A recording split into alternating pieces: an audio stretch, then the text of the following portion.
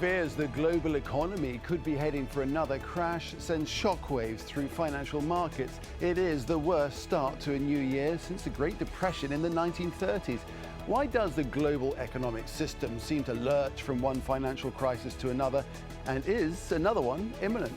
This is Inside Story.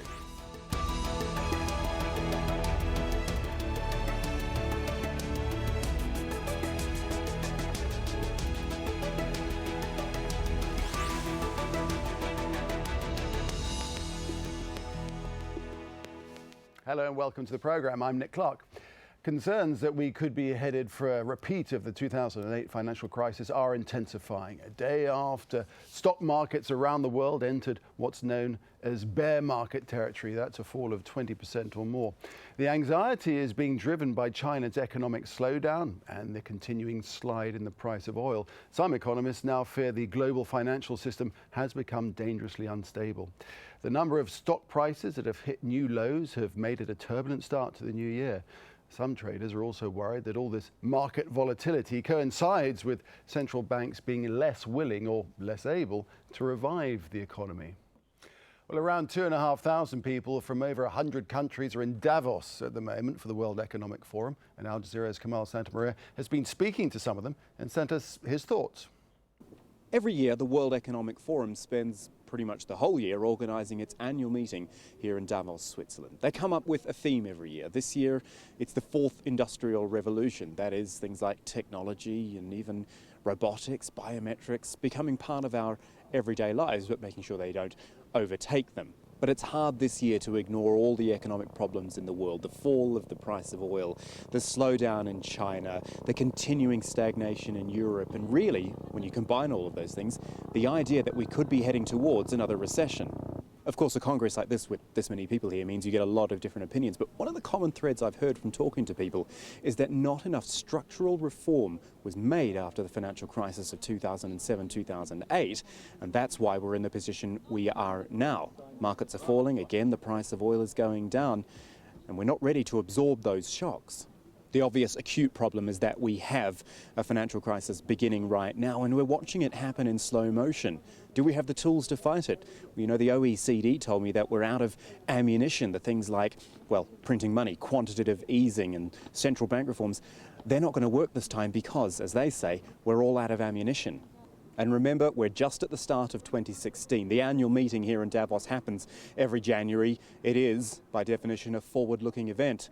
But we can already see that 2016 is looking like a pretty tough year ahead. For Inside Story, I'm Kamal Santamaria at the World Economic Forum in Davos.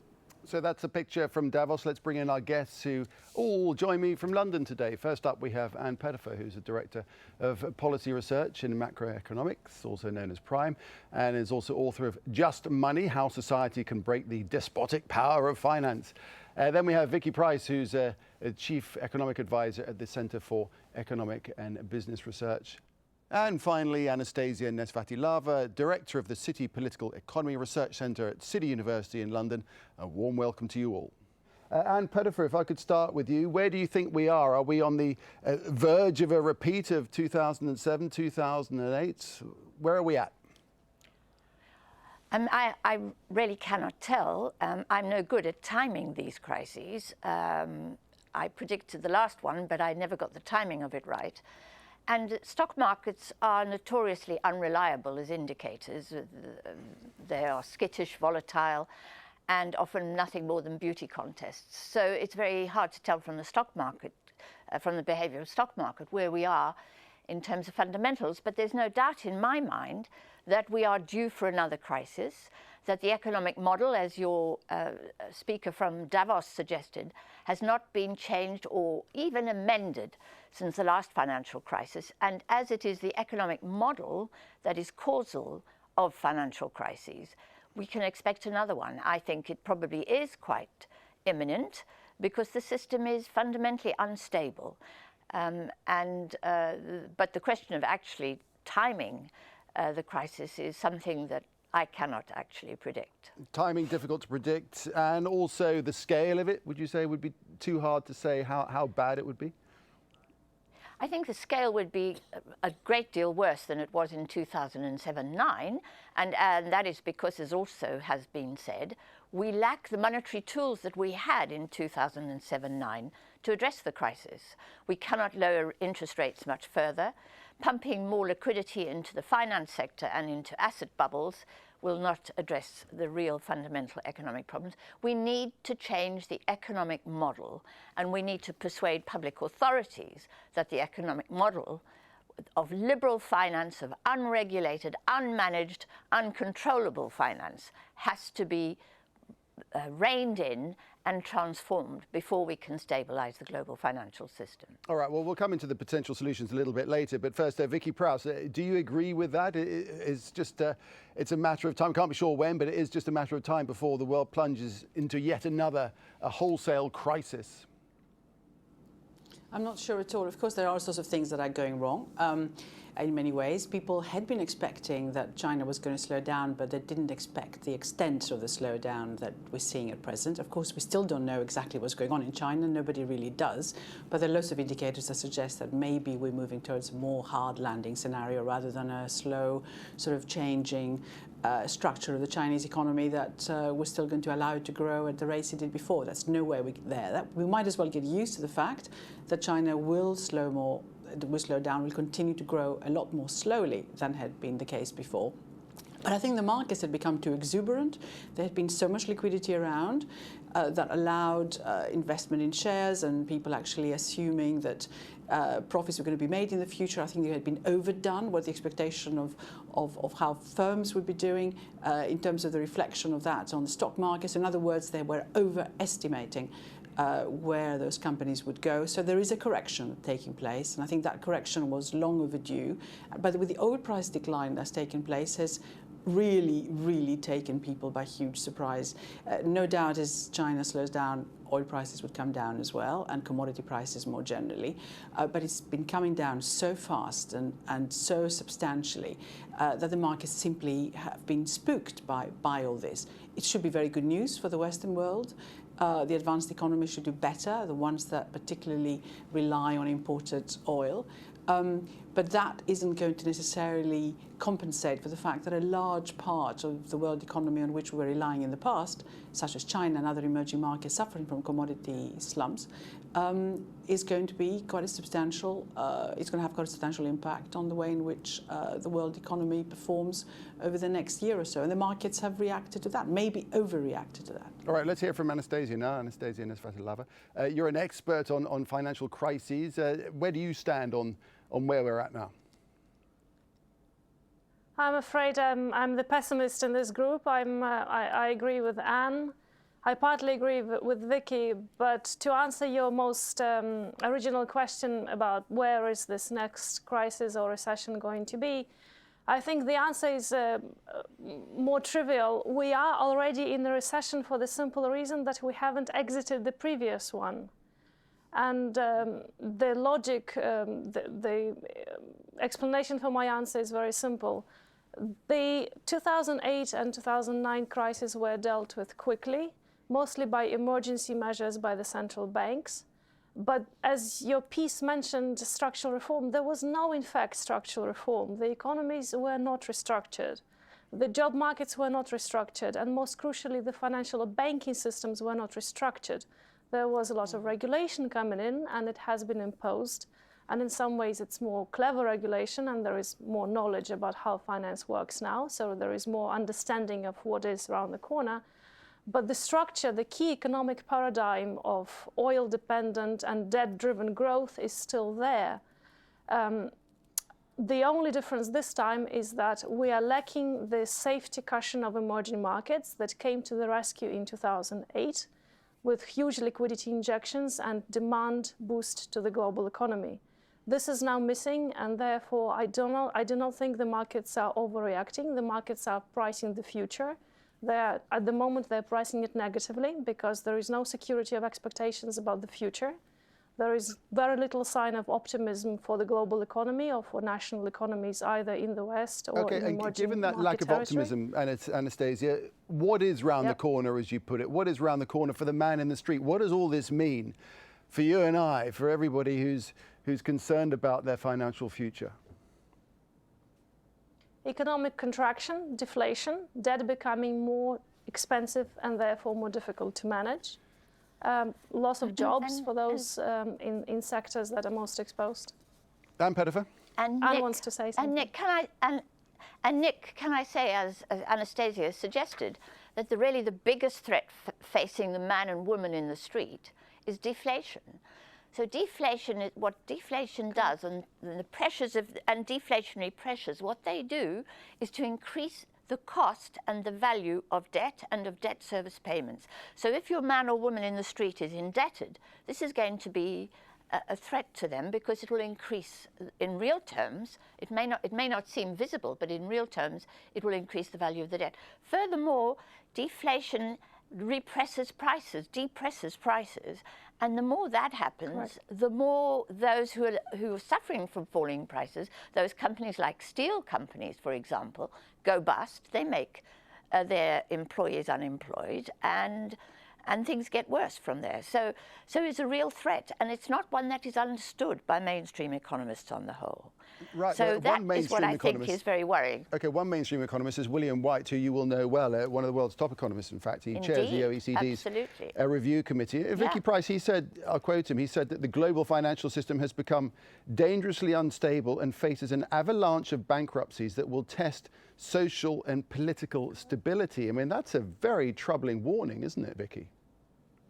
Well, I'm really surprised. Why weren't people saying all that just a few months ago? I mean, the IMF itself had started saying how well, for example, the UK was doing and adjusting.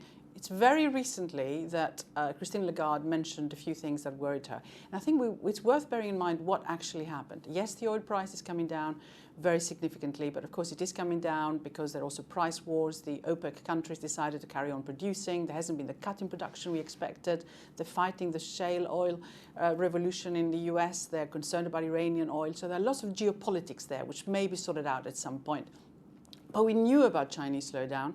We knew this was happening. And one of the things that did happen, which actually upset the markets, and that was the mistake of the policy makers, in my view, is that the US put interest rates up.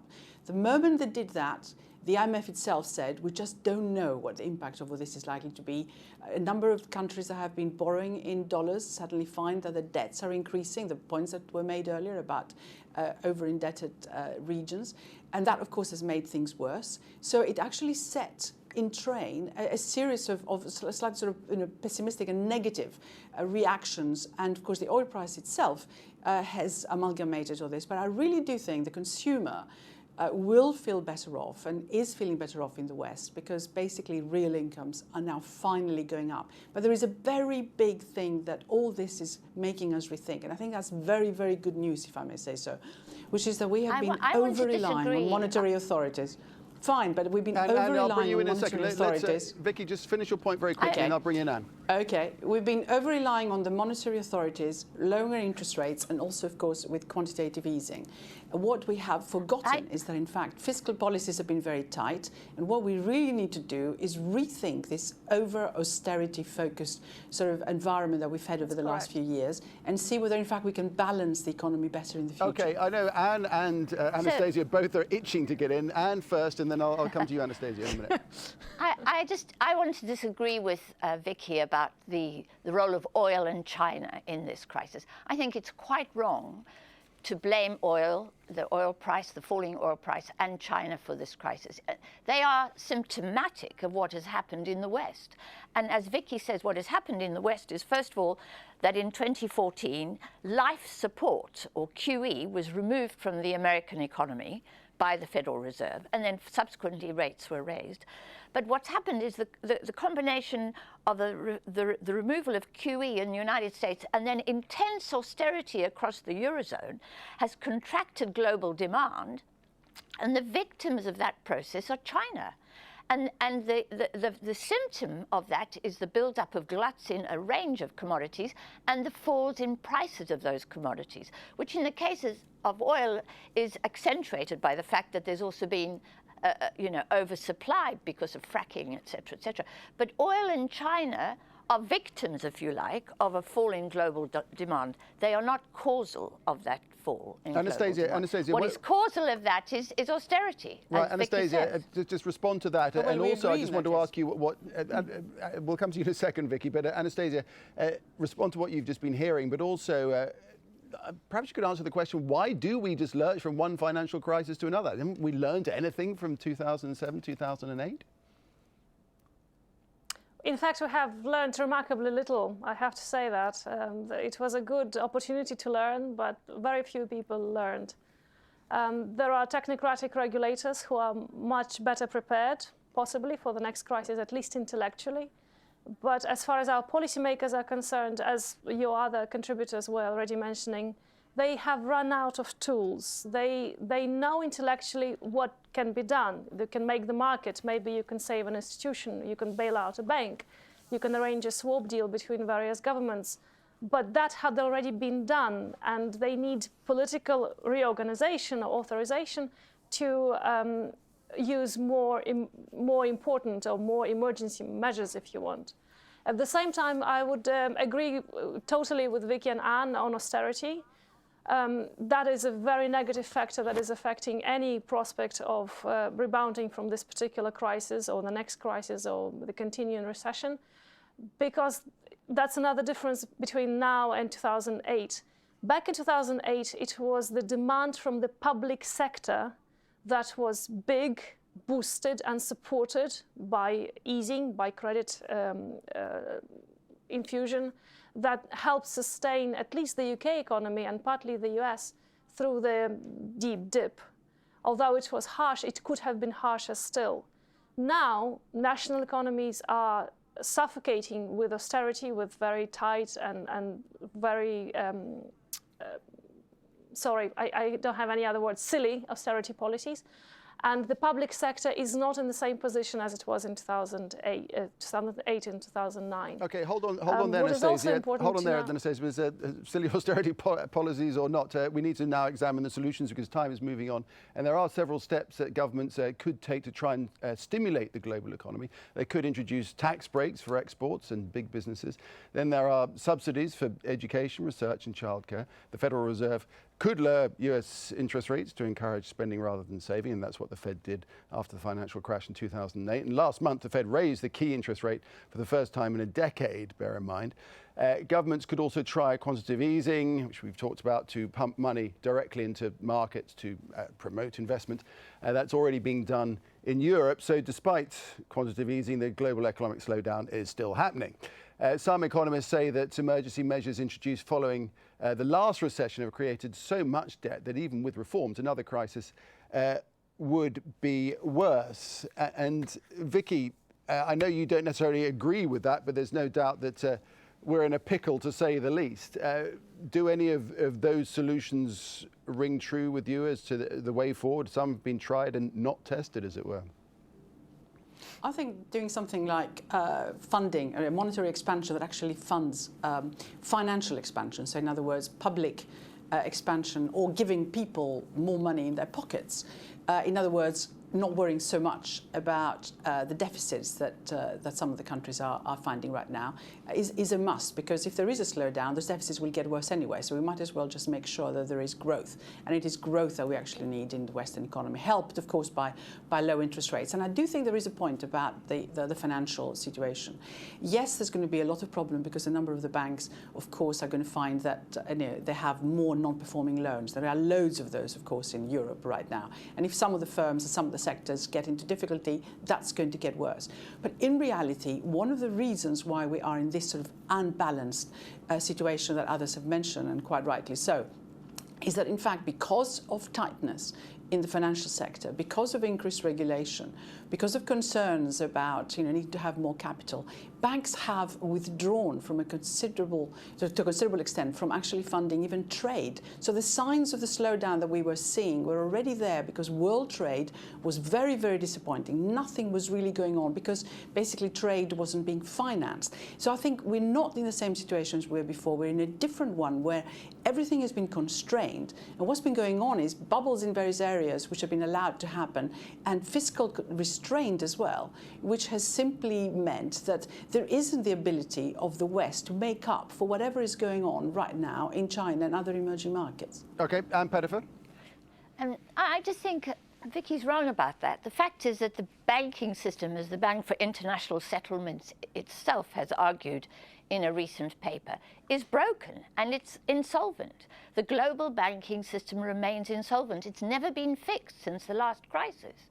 And banks are unable to lend because they're bust, essentially. Furthermore, when they do offer to lend, they offer to lend at very high rates of interest in real terms.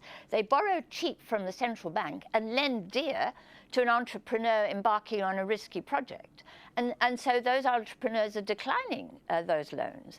So but the banks are determined to charge high rates of interest in order to clean up their own balance sheets.